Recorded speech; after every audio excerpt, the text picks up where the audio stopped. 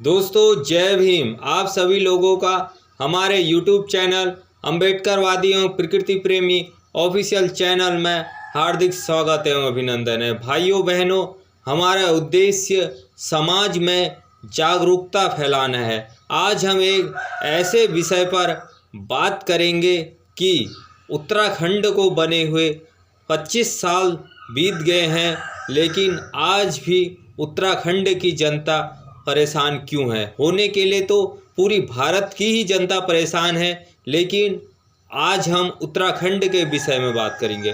दोस्तों, इसका एकमात्र कारण है भारत एक कृषि प्रधान नहीं, भारत एक जाति प्रधान देश है। यहाँ नेता जाति देखकर चुने जाते हैं। यहाँ वोट इसलिए दिया जाता है कि ये मेरी कास्ट का है। यहाँ योग्यता बिल्कुल नहीं देखी जाती है। यहाँ योग्यता का कोई मान सम्मान नहीं है। देश को आज़ाद हुए 75 साल से ज़्यादा हो गए हैं, लेकिन यहाँ तीसरी पार्टी आई ही नहीं।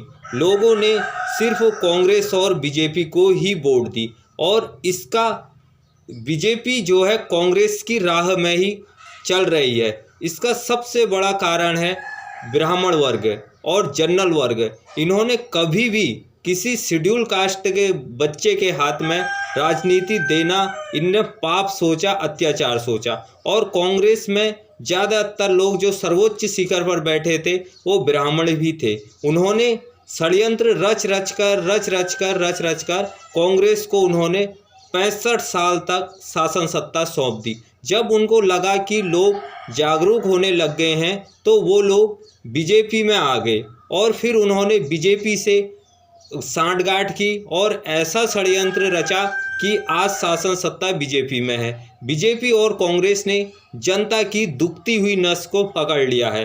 बीजेपी का फंडा हिंदू मुस्लिम वाला यहाँ काम कर गया। उन्होंने कहा कि इनकी एकजुटता है नहीं, फूट डालो और शासन करो। उन्होंने हिंदू मुस्लिम वाला काम किया और लोग मुसलमानों से थोड़ा नफरत फैलाई गई। पहले मुसलमानों को निशाना बनाया गया, टारगेट बनाया गया, अब धीरे धीरे हर समाज को टारगेट बनाया जा रहा है। भाई, यदि महंगाई होगी तो सिर्फ मुसलमान के लिए थोड़ी ना होगी, दलित के लिए थोड़ी ना होगी। महंगाई सभी के लिए होगी, बेरोजगारी सभी के लिए होगी। यदि आपके घर में नौकरी है, आपकी एक पीढ़ी तो नौकरी के बगैर चल जाएगी, तो दूसरी पीढ़ी को तो नौकरी की ज़रूरत होगी ना, रोजगार की ज़रूरत होगी ना। यहाँ सिलेंडर महंगा हो गया, यहाँ सोना महंगा हो गया, और रुपया हमारा गिर गया है, और तुम्हें आज भी बीजेपी हो रही है। 75 साल में दमवा ढुंगे को, बनभलपुरा को मालिकाना हक देना तो दूर, और नगर निगम की टीमें लोगों की ज़मीनें कब्जा रही है, लोगों के घरें कब्जा रही है। इसके जिम्मेदार सिर्फ जनरल वर्ग है, और जनरल वर्ग में ब्राह्मण वर्ग है। ब्राह्मण वर्ग ने ही बीजेपी को बनाया हुआ है। और जो शेड्यूल कास्ट है, एससी समाज है, वो तो महाबेवकूफ़ समाज है। जो इसमें नौकरी वाले लोग हैं, बुद्धिजीवी वर्ग है, वो बुद्धिजीवी वर्ग नहीं है, वो बुद्धिहीन वर्ग है। उसके पास दिमाग नाम की बिल्कुल चीज़ नहीं है। उसके पास ना बोलने की हिम्मत, ना कुछ कहने की हिम्मत। वो कांग्रेस बीजेपी का दलाल है वो। और कांग्रेस बीजेपी ने जगह जगह बहुजन समाज के दलालों को पकड़कर, उनको पैसा देकर, दारू देकर सारी वोटें अपने पक्ष में